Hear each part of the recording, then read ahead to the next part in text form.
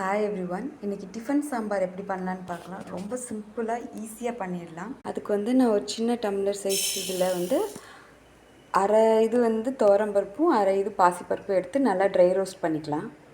Generally தாலில் இருக்கிற அந்த வாயு குறையிறதுக்கு தான் நம்ம இந்த மாதிரி ட்ரை ரோஸ்ட் பண்ணிவிட்டு ஒரு வாட்டி வாஷ் பண்ணிட்டோம் அப்படின்னா நம்மளுக்கு அந்த வாயுலாம் இருக்காது, தாலில் இருக்கிற வாயுலாம் பிடிக்காது.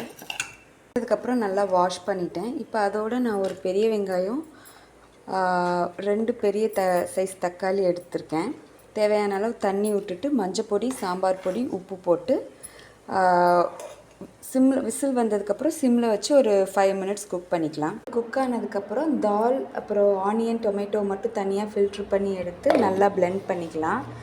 மீன்வெல் இந்த தண்ணி தனியாக இருக்கட்டும். தாளிப்புக்கு நான் நெய்யில் கடுகு, உளுந்தம்பருப்பு, சீரகம், வெந்தயம், கருவேப்பிலை, கொத்தமல்லிலாம் போட்டு ஒரு வத்தல் போட்டு தாளிச்சிருக்கேன். எல்லாத்தையும் ஒன்றா போட்டு பிளெண்ட் பண்ணி